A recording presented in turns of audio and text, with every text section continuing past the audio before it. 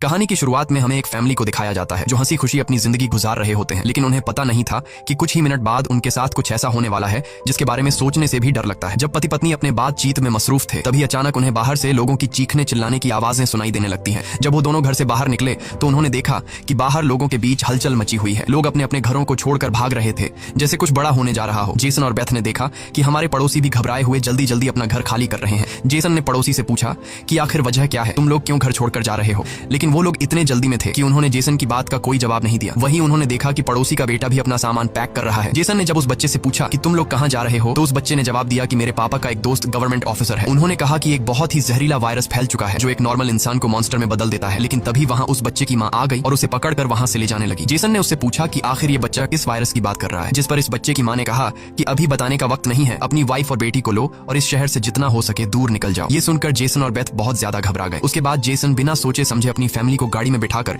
शहर से बाहर ले जाने लगता है, मगर रास्ते में उन्होंने देखा कि जो पड़ोसी भाग रहे थे वो वापस लौट रहे हैं। ये देखकर उन्हें और भी अजीब लगने लगा। आगे जाकर ये लोग ट्रैफिक में फंस जाते हैं। जब जेसन और उसकी फैमिली गाड़ी से बाहर उतरे तो उन्होंने देखा कि शहर से बाहर निकलने वाला अकेला रास्ता पुलिस ने बंद कर दिया है। आसमान में यहाँ वहाँ हेलीकॉप्टर्स पहरा देने लगे। लोगों को बताया जाने लगा कि शहर में एक जहरीला वायरस फैल गया है और तुम लोगों को जल्दी से घर वापस लौटना चाहिए। ये बात सुनकर जेसन को कुछ अजीब लगा कि जब शहर में वायरस फैल गया है तो लोगों को शहर से बाहर निकालने के बजाय उन्हें शहर में ही क्यों रहने को कहा जा रहा है। तभी अचानक पास की पहाड़ से एक बड़ा सा पत्थर उनके कार पर आ गिरा। ये देखकर वो लोग बहुत ज्यादा घबरा गए। पहाड़ हिलने लगा। तभी उस पहाड़ के पीछे से दो मिलिट्री के फाइटर जेट्स निकलकर शहर की तरफ बढ़े। वो दो फाइटर जेट्स पूरे शहर पर बमों की बारिश करने लगे जिससे पूरा शहर राख में बदल गया। जेसन की वाइफ बेथ को फौरन समझ आ गया कि अगर वो पुलिस की बात मानकर घर लौट जाते तो उनका अंजाम बहुत बुरा होने वाला था। उसके बाद वो फाइटर जेट्स सड़क पर मौजूद लोगों की तरफ बढ़ने लगे। ये देखकर सभी लोगों में हलचल मच गई। अब सबको समझ आया कि गवर्नमेंट उन्हें मारना चाहती है। सभी अपनी जान बचाने के लिए यहाँ वहाँ भागने लगे, पर जेसन और बेथ को समझ आया कि वो कहीं भी भाग लें वो फाइटर जेट्स उन्हें मारकर ही रहेंगे। तभी बेथ ने पीछे मुड़कर पहाड़ पर एक स्कूल देखा और उसे लगा कि बचने के लिए वो जगह बेहतर रहेगी। जिसके बाद जेसन, बेथ और जोई को लेकर स्कूल की तरफ पहाड़ पर चढ़ने लगे। पीछे ब्रिज पर मौजूद लोगों पर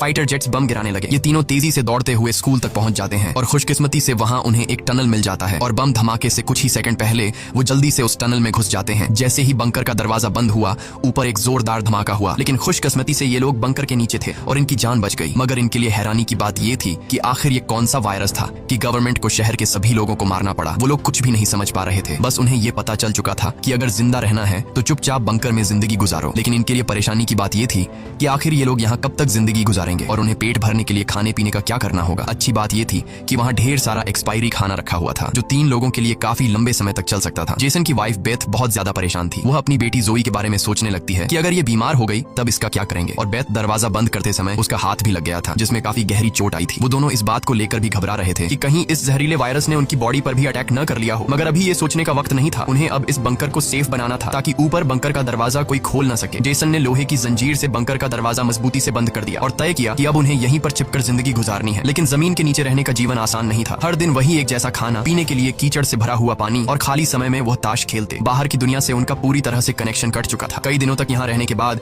वो लोग बहुत ज्यादा इस बंकर में तंग हो चुके थे। लेकिन वो क्या करते, अगर ऊपर जाते तो उनकी जान नहीं बच पाती। इस जीवन ने जेसन के परिवार को मानो इस दुनिया के अंत का एहसास दिलाया। जोई ने अपने पापा से पूछा, पापा हम यहाँ कब तक रहेंगे। जेसन के पास इस बात का कोई जवाब नहीं था। उसने अपनी बेटी से बस यही कहा, जब बाहर वायरस चला जाएगा तभी हम बाहर जाएंगे। वो अपनी बेटी की आंखों पर उंगलियां रखकर बाहर की दुनिया उससे इमेजिन करवाता है। इस तरह से दिन गुजरते गए और फिर महीने। उन्हें नहीं पता था कि बाहर निकलने के इंतजार में उन्हें यहाँ इस बंकर में 300 से भी ज्यादा दिन गुजर चुके हैं। जोई अपनी माँ की बनाई हुई पेरिस्कोप से बाहर की दुनिया को देखती है। बाहर चारों ओर बस तबाही का मंजर नजर आ रहा था, जैसे ये पूरी दुनिया जलकर राख हो गई हो। वहाँ किसी भी इंसान का नामो निशान तक नहीं था। ये सब देखकर उस छोटी बच्ची को लगने लगा कि शायद हम इस दुनिया के आखिरी बचे हुए लोग हैं। माँ ने उसे दिलासा दिया कि तुम ऐसा मत सोचो, शायद तुम्हारे दोस्त भी हमारी तरह कहीं छुपे हुए हों। अब रात हो चुकी थी और डिनर का समय हो चुका था। उनके पास अब खाना भी कम बचा हुआ था, इसीलिए वो तीनों थोड़ा सा खाना खाकर काम चला रहे थे। लेकिन आज जोई की जिद पर उसे पूरा एक कैन का डिब्बा दिया गया। जोई ने जब टिन का डिब्बा खोला तो उसने देखा कि टिन का डिब्बा अंदर से खाली है। इस डिब्बे के पीछे की तरफ एक छोटा सा छेद था, शायद कोई चीज इसमें से खाना चुरा गई थी। बेथ ने सारी बची हुई डिब्बों की जांच की तो पता लगा कि पूरे 12 डिब्बे खाली थे। ये देखकर वो बहुत ज्यादा परेशान हुए क्योंकि ये तो उनके 2 हफ्तों का राशन था। बेथ ने वेंटिलेशन जाली की तरफ देखा और अंदाजा लगाया कि शायद कोई चूहा अंदर आकर खाना ले गया। बेथ ने कहा